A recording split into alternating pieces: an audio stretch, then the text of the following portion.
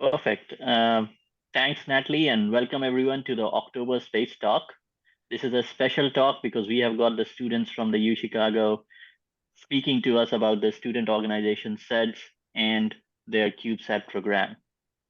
SEDS-UChicago is UChicago's first ever space-focused registered student organization.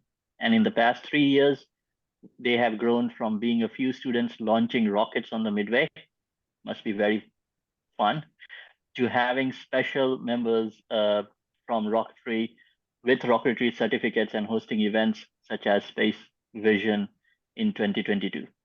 This event was attended by 400 plus students and hosted 90 speakers. To talk about this CubeSat program, we have got three panelists here. We have got Rohan Gupta, who is a fourth year student majoring in computer science, physics, and astrophysics. He's the treasurer of SEDS-UChicago and the head of funding and outreach of Pulse. We have got Logan Hanssler, who is a second year undergraduate student at the University of Chicago and head of engineering and feasibility for Pulse. And we have got Lauren Ayala, who is the fourth year student studying molecular engineering and astrophysics at the University of Chicago. And she sits in the board of SEDS-UChicago.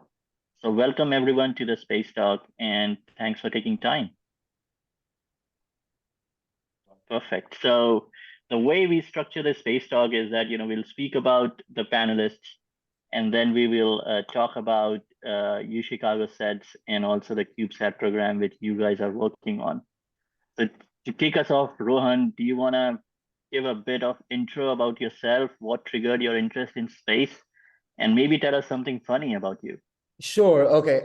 So thanks for the basic introduction. I'm a physics, computer science, astrophysics major. I think for me, my interest in space, well, I was always into planes and aviation ever since I was 3 years old. I had the father of my uncle was in the Indian Air Force, and ever since I knew about that, I've always been interested in flying. I have my own pilot's license. I've always kind of loved aviation. This kind of extended to space when I was up in India at 2 a.m. and I decided to watch the launch of Falcon Heavy. I actually have a poster of it right there, which is perfect, actually. And ever since I saw that, I was like, all right, I'm interested in space. I want to do something out here. I came to Chicago only as a physics, computer science student. I ended up adding astrophysics. And all of that's been a very theoretical interest, where, I work in labs that try to find exoplanets around stars, things like that. This project, the first kind of project that I get to focus on that's really engineering heavy, which is slightly unusual for UChicago. And that's why I'm very excited to be on this project, because it kind of combines our strengths, especially in the quantum sphere. We'll get a bit more into why it does that. And also just provides an avenue for people at UChicago to kind of get into a project that's got a good amount of engineering and see how that kind of looks. Sounds good. Thanks, Rohan. Logan, do you want to talk a bit about your interest in space and how you are working on SEDS-UChicago and CubeSat program? Yeah, for sure. I've always been interested in space from a young age, but I first realized that I wanted to properly study it and pursue a career in space. When I was about halfway through high school, I discovered a program by the National Space Society called the Space Settlement Design Competition, which was exactly what it sounds like. A bunch of students get together, work on a mock proposal that changes on different competitions, and they develop a design for a hypothetical space settlement at some very preliminary level. And as I competed in that competition over the course of several different events over the course of 2 years, I realized that I wanted to make a career out of that sort of aerospace design, space design task. And so once I got to the University of Chicago, I immediately went on the look for student organizations that I could work on aerospace engineering with. And I very quickly found SEDS-UChicago as the key place for all things aerospace engineering, especially for students. And as someone who's really interested in the direct engineering parts of aerospace engineering, it seemed like the perfect fit for me to become the head of engineering for the CubeSat project and work on the proposal that we're submitting to the NASA CubeSat Student Launch Initiative, and eventually fully develop the actual hardware that's going to be used in our satellite. Perfect. Thanks, Logan. And talking a bit about SEDS-UChicago, Rohan, do you want to? Logan spoke about, briefly about what it does, but can you talk a bit about the mission of SEDS-UChicago and how many members do you have? What is the plan going forward? Sure. Yeah. So SEDS-UChicago is the first is UChicago's premier space-focused / rocketry RSO. We're a chapter of SEDS USA, which I'm also on the board of as a treasurer as well.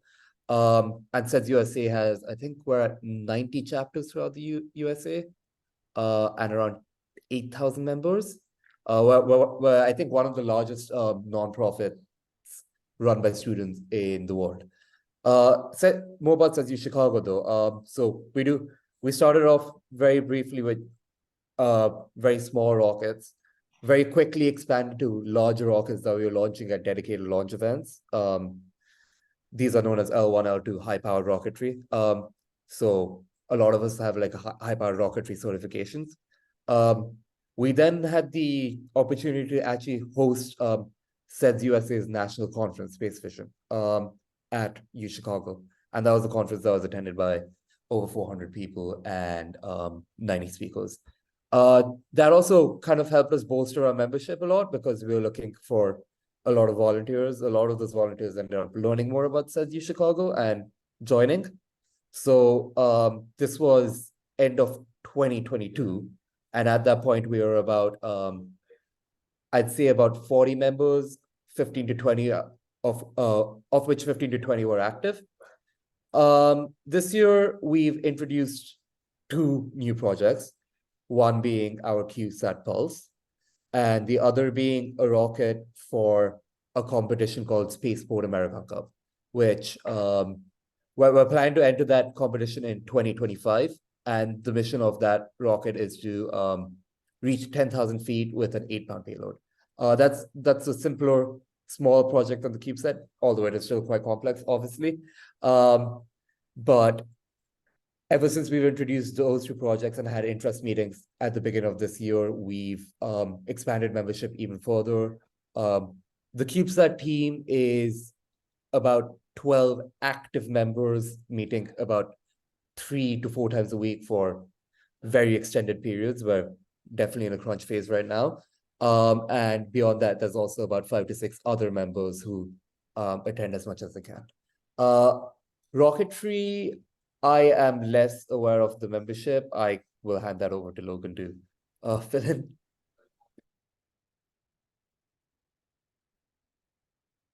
Logan, do you want to talk about rocketry? Yeah, for sure. I joined SEDS-UChicago as a second year, a couple years after its formation. So I've really been around for the time that we started pushing those bigger projects, like advancing out of just the rocketry certifications towards the Spaceport America Cup. And I joined right around the time that we introduced the very first ideas for our CubeSat project. And as the head of engineering, I helped bring it to the point where we are now working on the concrete idea of Pulse, which took us a few months to get from the idea stage to that point. But in rocketry, we are currently trying to build up our membership expertise to the point that we can have a proper team working towards that Spaceport America Cup project. We estimate that will take about 2 years to get there. And at the moment, we're really just trying to focus on getting that experience up and those certifications up. I would say in rocketry, we have around 10 consistently active members and around probably about 10 other members who are a bit less active but show up to our meetings about once every 2 weeks, because rocketry is only meeting for 1 hour a week just to start on the design phase for the rockets, which is a great new project that we've been pursuing. In the past, we have been buying ready-made rockets and having people develop those kits to something that can be launched, but now we are developing rockets from the ground up, and that's been really exciting. That is something that a lot of people are pursuing now. Perfect. Thanks, Logan. We'll come back to how you are designing the rockets and the supply chain and everything else, how you're working on that. But I see Lauren here. Lauren, we are doing some introductions. So if you can briefly introduce yourself and also talk about your interest in space and your role with SEDS-UChicago. Hi, yeah, apologies for being late. I ran a half marathon this morning and it started a little bit later than anticipated. I'm Lauren. I'm a fourth year student at UChicago, majoring in astrophysics and molecular engineering. I'm on the quantum track, so I have a lot of interest in sort of developing a lot of the technologies that I think will be very, very beneficial for the future, specifically in the sphere of space, which, you know, QKD has a ton of practical applications that I think are going to be very, very highly used in the next 20 to 30 years. So the fact that like us as a student group are able to work on something that's related to that, I think is really, really fantastic. Because the barrier to entry, while high, is not that bad. So it's quite fun. Perfect. And what triggered your interest in space? Oh, in space. That's a tough question. I suppose like I've always really been interested in having a career where I'd be able to do something that was groundbreaking and pushing the envelope. And I think, not to be cliche, space is quite a big frontier of a lot of things that are very, very unknown, especially in today's days where we're, you know, pushing so many things. Like Artemis just went back to the moon, it's going to go back again. There's developments towards Mars. It's just a huge time for that, and I'd love to be a part of it. Fantastic. Thank you, Lauren. And Logan, switching back to you, can you talk a bit about the rocket design which you are doing? How are you going about that? And, you know, thinking about the engineering, what are the sources you are using for that and how you are building up those rockets and where are you doing that? Sure. So at the moment, we don't have a space that we're working in, but we are working very quickly on getting a proper lab space for that. But at the moment, we have been working out of a conference room where everybody is just using a software called OpenRocket, which is just a standard software for designing rockets that we could launch. We're in the very initial phases of that process, so everybody's just working with the ideas that could be developed towards something that is actually launched at the moment. And we expect within a few months that we will be able to properly develop that rocket in something physical. We generally launch out of a farm near Princeton, Illinois. And we are getting towards the point of being able to launch due to our relationship with the NAR. They are providing us mentorship and the opportunity to launch our rockets. Perfect. And Rohan, do you now want to talk about the CubeSat program? And, you know, how did you guys come up with the idea? And, you know, what is the progress you have made thus far?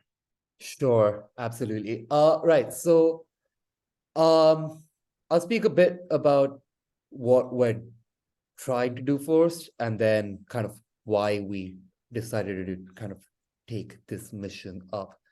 So PULSE actually stands for something in our case. It stands for Polarization Key-Based UChicago Laser Satellite Experiment. What PULSE does is space-to-ground laser-based communications using something known as polarization keying. Polarization keying is basically a method by which you encode your ones and zeros when you send them down to Earth. more than that, it kind of gets a bit technical, so I won't necessarily go into that right now, but we can take questions on it maybe. So Pulse is going to be a 2U satellite. What that means, CubeSats are measured in units, each unit being a 10 by 10 by 10 centimeter cube. So 2U is effectively two cubes like that stacked upon each other for a total size of 10 by 10 by 20 centimeters. We are currently in the stages of writing a proposal to NASA for the CubeSat launch initiative, which would cover our launch costs for us. We would still be required to find funding to actually develop the satellite itself. For that, we're looking at around 90K, which has been a figure that we've actually managed to kind of stick to for several months, which we're very happy about, honestly. So currently, again, we've kind of been in conference rooms doing simulations and things like that. Turns out that even before you get to building a satellite, there's a lot of very hard things that need to be figured out. We've mostly finalized how the payload would look, in fact, though. Very recently, we finalized picking out even the different lenses we need to use on the satellite to capture the beacon beam that we'll have on the ground. We have a pretty accurate component list even for our ground station now. So while it's still all very much on paper, we actually do have a lot of our things figured out at this point. We've started working on CAD models. From CAD models, we will be able to get things like the center of mass of a satellite, our moments of inertia. From there, we can calculate the attitude control system, the reaction wheels, the magnet torquers. So we're actually making some pretty good progress, we think, which is obviously extremely exciting to us. Beyond that, why did we think of doing a CubeSat? I think for me, it kind of started when I attended SpaceVision 2021, the precursor to the conference we held. We just attended as attendees. Mainly, we knew that we were hosting SpaceVision 2022. A lot of us wanted to go to just get an idea of kind of how hosting a SpaceVision, how SpaceVision should look. And out there we saw Rice University's CubeSat project, among other CubeSat projects. And for me personally, I found that more interesting than a lot of the rocketry stuff. UChicago is a science powerhouse. It's a research powerhouse.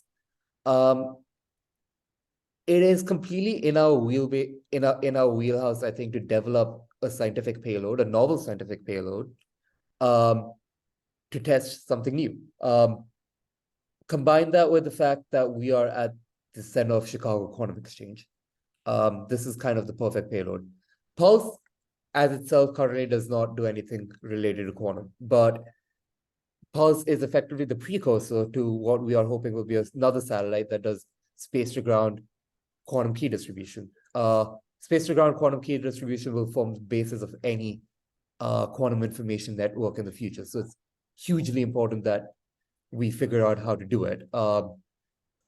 There's not been a US satellite launched that we know of that has done something like this. China has launched a satellite to do something like this. USA has not. Even Europe is kind of trying to launch something. US doesn't seem to have any of that going on. So we think it's incredibly important to launch something like this, just to kind of get USA that kind of ability. So that's kind of where the project started. Got it. Logan, Lauren, anything to add from your end?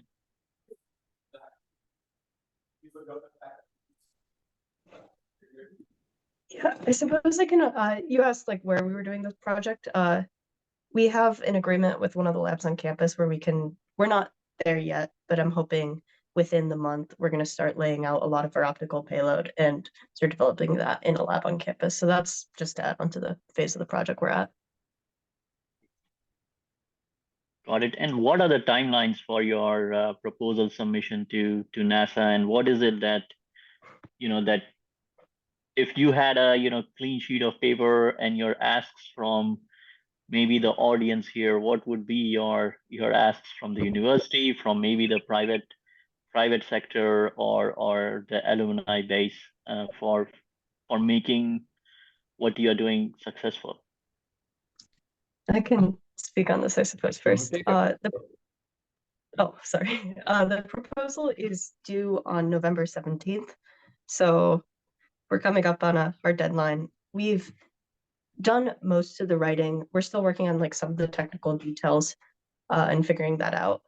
But we want to have a completely like finished draft within the week. And then that way, you know, we can spend the first 2 weeks of November like really talking with a few professors and getting them to read over what we've said and or approve it and add edits and stuff like that. In terms of what the ask is, well, for this, we need to have a merit and feasibility component where we get either experts in the field or professors at other universities or people at NASA. We've reached out to a few, but we still have a few spots left of people we need to kind of get to look at some of our stuff and answer a few questions. So that's one part of it. I think Rohan might want to speak on funding stuff. So Right, yes. So we spoke earlier about this. I mentioned the figure earlier of $90,000. That's money we are obviously hoping to raise both internally in the university and also externally through private sponsorship. From previous projects, we've saved up $5,000, which has let us, you know, start kind of developing the satellite itself. $5,000 allowed us to get some basic software subscriptions, and things like that were necessary to start working on the project. But we are now looking for the bulk of the money that is actually required to build the satellite. So our ask would be for anybody who could either be willing to sponsor us to send us an email, or if they are aware of anybody who might be interested in sponsoring us, to just send us an email connecting us. This goes both for people inside the university and external sponsorships as well. So that's kind of our ask. Beyond that, as Lauren said, we are obviously looking for merit and feasibility reviews. It also goes, we'd also like to add that we are also looking for advisors. This comes both from a technical side and a business side. From a technical side, we've had some good luck with professors out here. Professor Clarence Chang has been very kind to offer his time. He's in the physical sciences division at UChicago. Professor Al Harper and his lab, along with Mark Bertud, have been helping quite a bit as well. But beyond that, we don't have too much in the way of business advising. We do foresee needing that, especially once we get through the phase of submitting this reasonably technical proposal and are in the stage where we're actually raising money, hopefully right after getting a grant, getting a launch agreement sorted out with NASA. Perfect. Logan, anything to add from you, from the engineering technical front? Yeah, I could expand a little bit on the merit and feasibility front. So we've been working to put together our feasibility team mostly. We have 2 system engineers, a mission assurance engineer, and a software engineer already from NASA, Blue Origin, Lockheed Martin, and Boeing. But we only have one person on our merit review panel so far, and that is a quantum optical researcher from Argonne National Lab. So definitely, if anybody is interested in serving on the merit board, interested and available to do so, contacting us would be very much appreciated.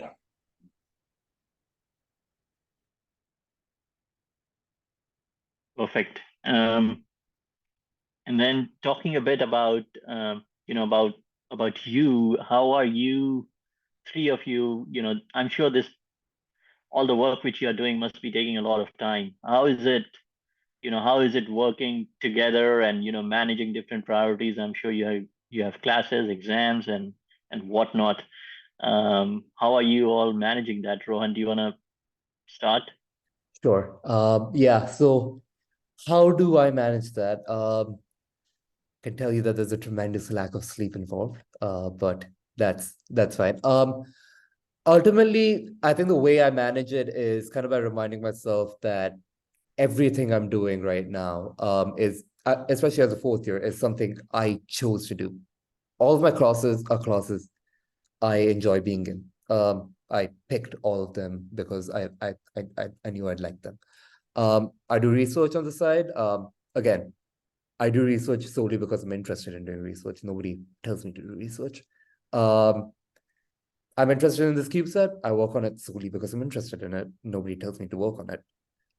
There's for me, I will sometimes complain internally that I have a lot of work, and I have no time to finish all of my work. And sometimes that holds true. Like at 2 a.m. I'll be working, and that's just how it is sometimes.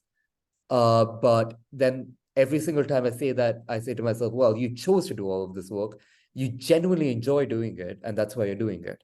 And I think that's the kind of mindset that lets me balance all of it.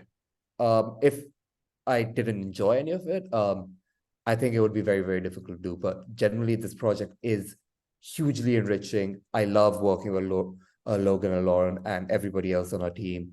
Everybody's extremely smart, and I have learned so much about just optics and space in general, stuff that I feel very glad to have learned. And I feel like it's been a very, very good experience just learning it even up till now. And I know that there's going to be a lot more learning, and I'm looking forward to that tremendously.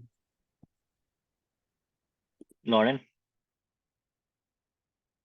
Yeah, as Rohan said, if there's satisfaction involved, it feels much, much less like work. And I think that everything I do, both school, this, has brought me a lot of really fun moments. So it doesn't really feel like I'm working as much as I do. Logan? I would definitely echo everything that Rohan and Lauren have said.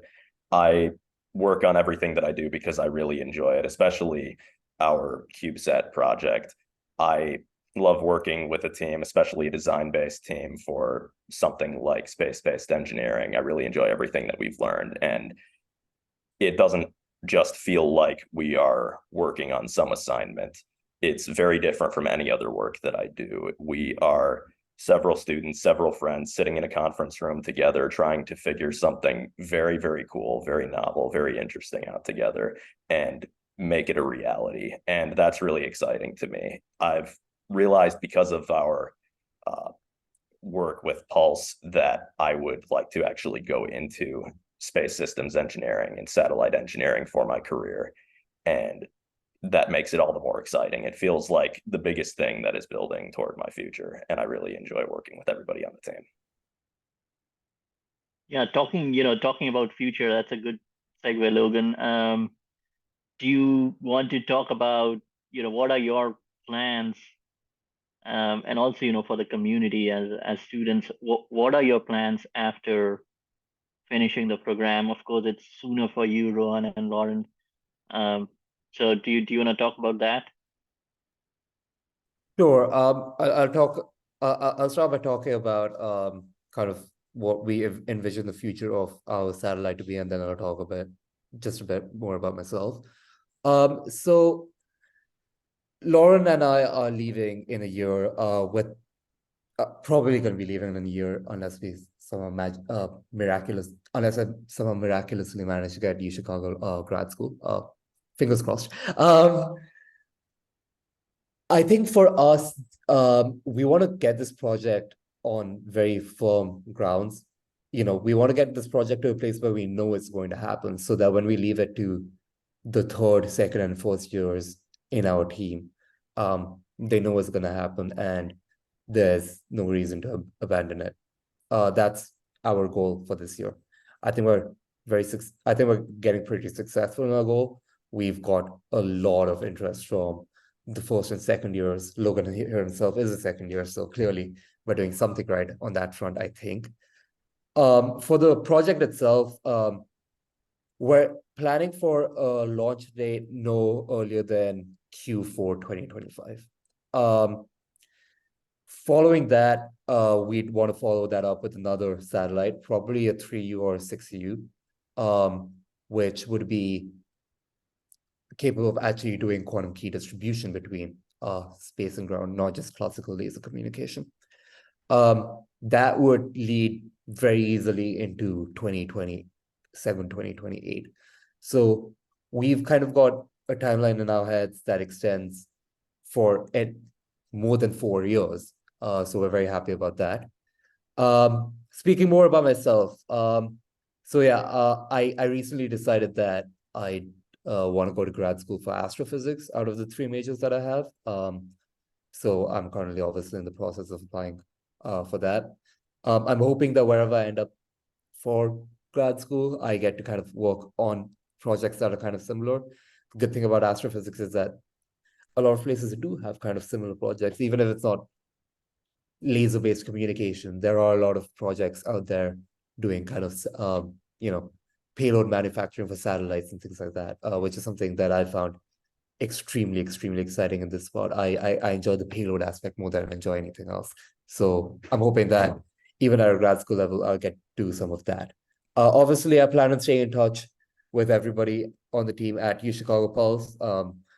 I would obviously be willing to offer guidance, but the difficulties of having a 4-year degree and starting a project in senior year is that for things like this, you normally don't see them through all the way. And you have to have faith in the rest of the team to actually continue doing it.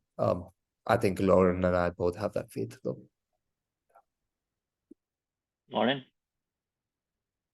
Yeah, I think we're very benefited in that a lot of our team is young. So like Rohan, I think I have very much like a lot of even immense faith that the people who are doing this are really care about it and will continue to do it and bring in new members. So I'm not actually too worried about the continuation of this project because I think we have a lot of people who will certainly step up to the plate. On a more personal note, I've spent the last 2 summers working in electrical engineering and decided that I want to maybe branch out a little bit more into something more space related along the lines of the intersection of materials and aerospace. What that would be, I'm not yet sure. I'm still applying for jobs, so I might have to get back to you guys on that. I think later on I want to get a master's degree in materials engineering, but I think I'm going to give myself maybe 2 or 3 years away from academia before going back. Logan?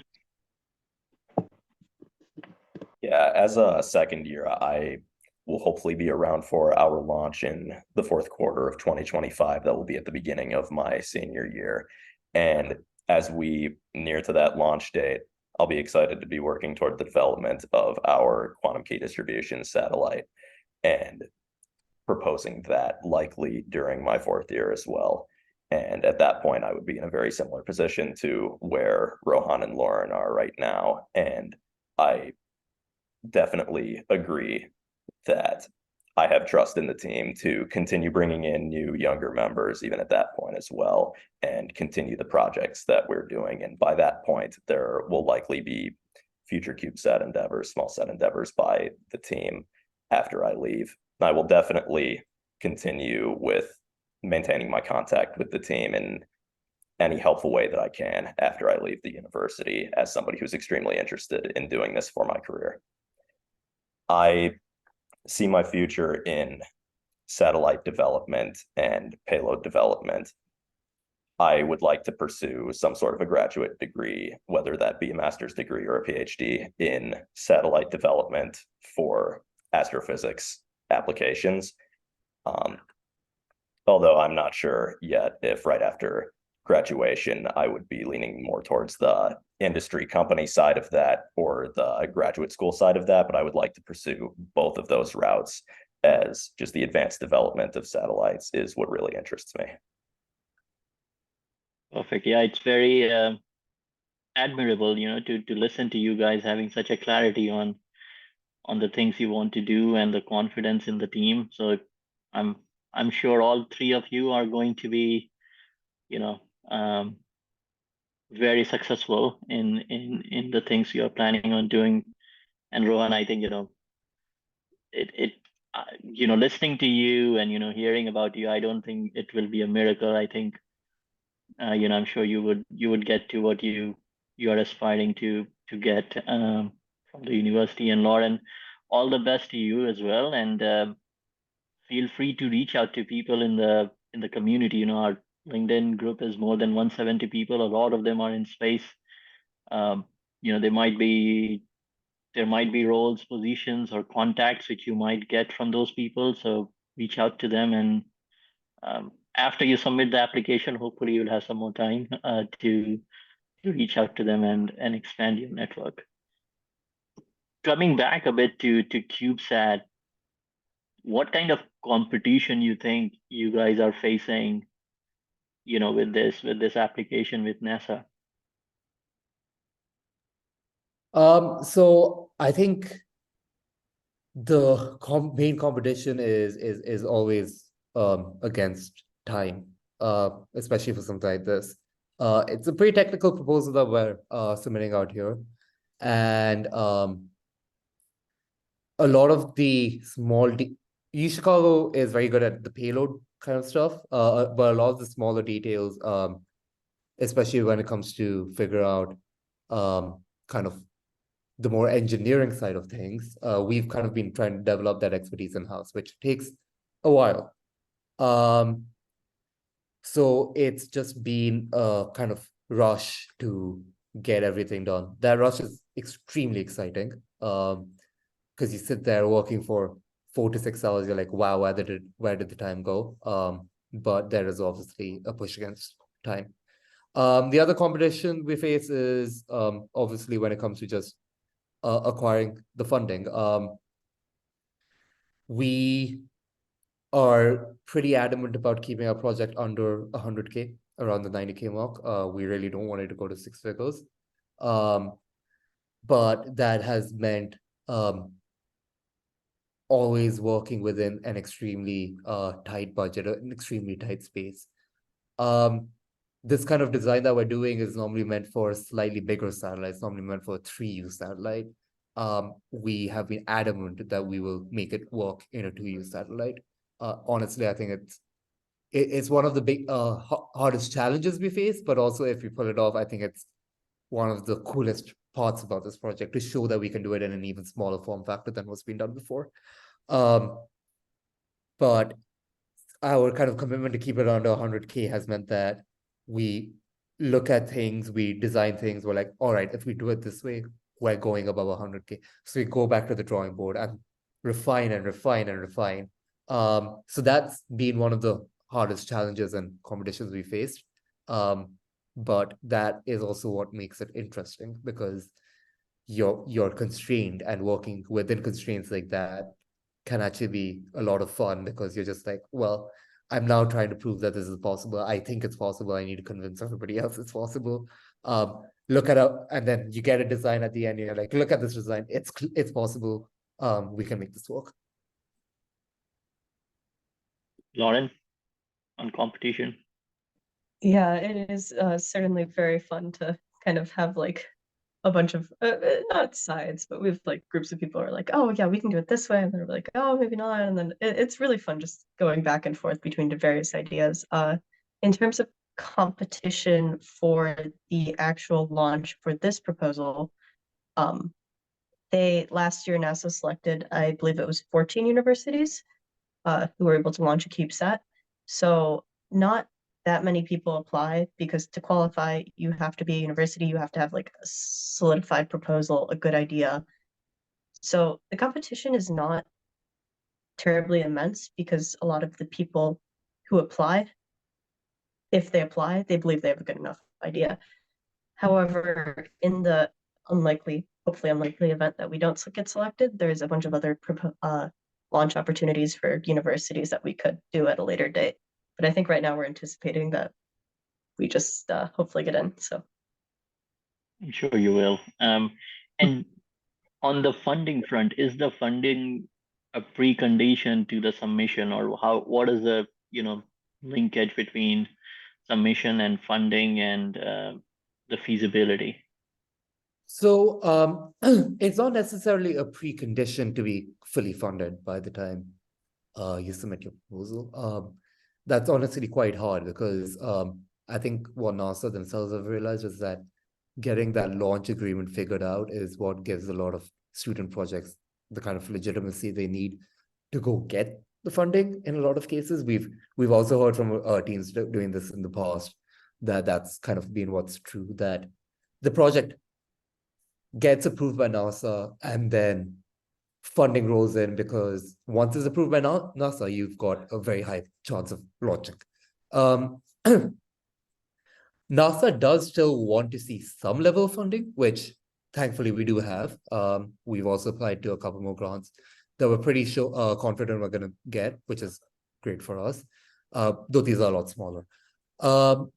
NASA does like to see a lot of support from the university, which has been what we're trying to figure out. That comes sometimes in the form of financial support. For our kind of project, it also comes in the form of having the promise of lab space when we finally do need it. Our ground station is likely to have something like a 10-watt laser. To put that into perspective, the normal laser pointer that you're told not to shine into somebody's eyes is 0.5 milliwatts. So we're dealing with a laser that's 2,000 times more powerful out here. NASA will very much want to see that we have promise of lab space and, some kind of safety agreement sorted out with the university when we submit our proposal. Otherwise, that kind of puts the proposal into jeopardy. We are thankfully sorting that out because of Professor Clarence Chang. You can't really do a 10-watt laser in a garage. You fry somebody's eye out, and you will have a lawsuit on your hands. So I'm making sure we don't do that. But that's kind of what they expect. They expect to see a good level of support, and they want to see that you are capable of getting the funding, and that's only possible if the university is kind of supporting the project in some way or the other. Logan, do you want to comment from your perspective on the competition, with regard to technical feasibility? How do you feel about that compared to all the other projects which might be coming up? Sure. I mean, we are not the total first to attempt standard classical optical communications. It's been attempted a few times before in satellites, but those satellites have had larger form factors or lower rates of transmission, or they've just been more costly. And our main goal is to show that this can be done in a cheap and effective way. And I think that is very novel. So I think because of that novelty, our difficulty of being selected will be relatively low. And our main goal here is just to develop something open source and cheap that many other people can use in their CubeSats if they so choose to.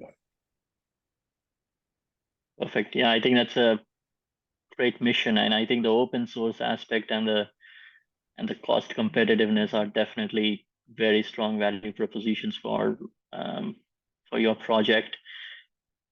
Can you, three of you, also talk a bit about your experience at the university? How is that shaping you as an individual? How has it prepared you for this project and your future careers? Lauren, do you wanna start? Yeah, I think that being able to work, or I'd like, I guess, provide some background first, is like for a few months we were operating under the assumption that we were going to do like first a quantum key distribution satellite, and then we decided to stratify it into like two. One that's risk reduction, that we're able to develop some of the systems that would later be used. But for me, that was really great because I got to spend like 2 or 3 months just working on completely developing like a QKD satellite, which is something that we've talked about in classes, but it's always been very, very theoretical of like, oh, like this is how you do it.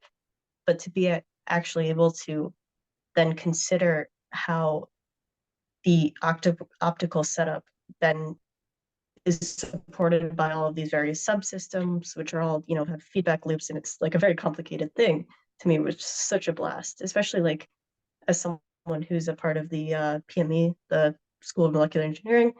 UChicago, I think, really excels in theoretical ways, sometimes less so with the practical aspects of engineering. So it's been a really great addition to my education to be able to have like a project that is almost entirely practical, and be able to work on that with like various softwares and stuff that I can later apply to industry. Fantastic. Rohan?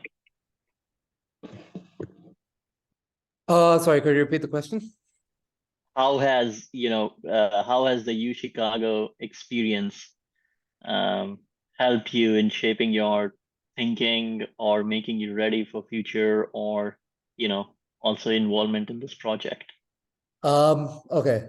So I've been having this discussion with my father and sister a lot because she's considering applying to UChicago, and I feel very strongly that UChicago is a fantastic place.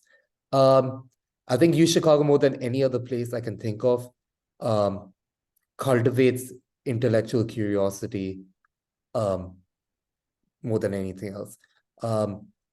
UChicago is the only place where I think it would be possible for a student like me to come in very ambitious with physics and computer science, with the goal of getting a physics and computer science degree, and then end up in third year being like, wait, I can also fit in an astrophysics degree. Let me do that. I struggle to think of a lot of other places that give you that kind of flexibility. And that's the kind of flexibility that I think also led me to, joining a lab to do research, starting something like UChicago CubeSat, because UChicago, through its classes and through the way it's kind of structured, sets you up to be able to achieve some pretty great things, and then they normally support you through those great things as well. So that's I personally think UChicago is kind of the perfect place to do something like this, especially start a new project like this. They're very, very supportive towards new projects, and they kind of value that level of curiosity more than many other universities as well. Thank you, Rohan. And Logan, for you? I definitely agree with Rohan's sentiment that the University of Chicago is a very unique place for all the different opportunities that it provides. I think that it is the place that emphasizes creative learning and opportunities for ambition just the absolute most. I think that anybody can come in here and be presented with a wide variety of opportunities and all of the assets necessary to build themselves up to a position where they can pursue them. And as somebody who's put in a very large amount of effort into everything that I've taken on at the university, I feel like everything that I've put effort into has given me a very large return.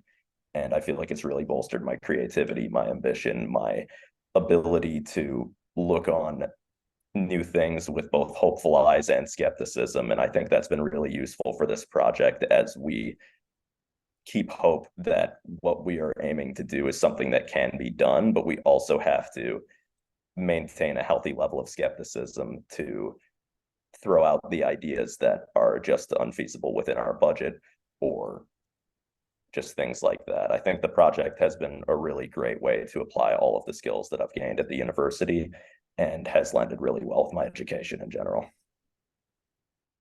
Perfect. No, I could not agree more. And I think, I was listening to the Freakonomics podcast of Claudia Golden before she won the Nobel Prize. And I think a lot of things which you guys are saying, were also her feelings. So great to hear. And then the last question from my end, any guidance or feedback you have for the undergrads, for the community, or any requests you would have for the community, please feel free to share, Rohan. So let's probably start with the guidance and feedback from for undergrads, even though I'm one myself, and then we'll go on to again requests for the community. So guidance for undergrads. UChicago is a very challenging place. And sometimes it will feel like you are sinking more than you are swimming. I think you should stick with it and persevere through that period, because once you figure out how to swim in an environment like UChicago, you get to pursue some incredible things, some incredible opportunities will open up. Furthermore, if you manage to swim in a environment like UChicago, I think you can go anywhere else in the world and you'll be very, very successful. This place is definitely challenging, and through its challenges, it sets you up for success wherever you choose to go next. So you're at a fantastic place. Stick it out, and you will see just what UChicago can do for you. Request from the community. I said this earlier, I'm going to end on it again. We think we're doing a really, really cool, innovative project. We'd love to discuss it further with anybody who wishes to email us. We'll set up a time to talk about it. If you have any, any ideas for sponsorships for us, or are willing to sponsor it yourself, please reach out. We'll make that work. We're obviously looking for money. We obviously want to make this work. So any support you guys can give on that front is extremely helpful, whether that be financial sponsorships or, as I'm sure Lauren and Logan will speak more about, on the technical side as technical advisors, or even as business advisors when it comes to kind of advising the kind of business pitches and all that we have going on. Lauren? Yeah, like Rohan said, any type of guidance, mentorship, or financial commitment would be absolutely lovely. I suppose, like, more on a general note to the community, I think it's a really great thing, but it's also something that I didn't know about until we got in contact because of this project. So I think maybe some more marketing perhaps, or a way to get younger students, younger undergrads involved, who are interested in space would be really cool. Just because I think a lot of people don't know about this. Thanks, Lauren. And we are working hard. We do have in our board we have one person who's responsible for student outreach. We are trying to reach as much as possible. But thank you for the feedback. We'll continue to work on it. I think we are 3 years old now, more than 3 years old as well, as a voluntary group of people from UChicago. So we'll continue to work, and if you guys have any more ideas or time to to help us, always happy to hear more. And Logan, from your end, guidance and requests. So in terms of guidance, I think that, as I've said, the University of Chicago is a place that provides so many opportunities, but once in a while, a student could find that there's some opportunity that they really want to find that's just not available here.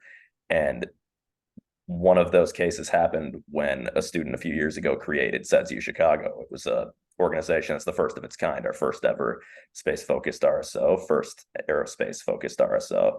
And we did just that when we started pursuing Pulse. This is the first University of Chicago CubeSat, and we were not afraid to run out into something that hasn't been done before really here and push those boundaries. So as a general guidance, I would say just don't be afraid to do that. It's definitely feasible.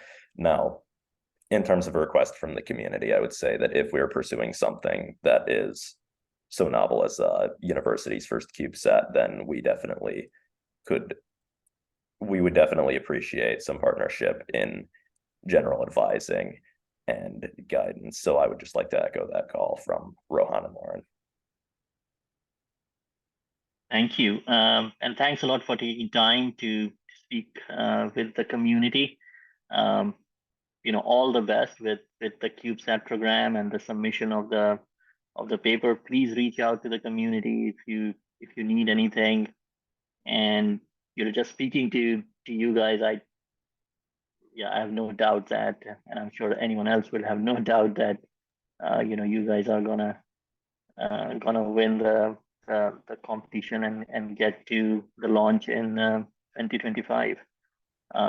So yeah, thanks a lot for taking time, and Natalie, over to you to close us out.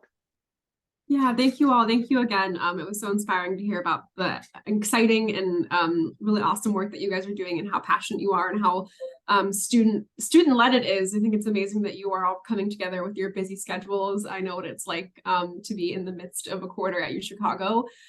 So I really deeply appreciate the work that you all are doing to do extra things on top of that, because that sounds amazing.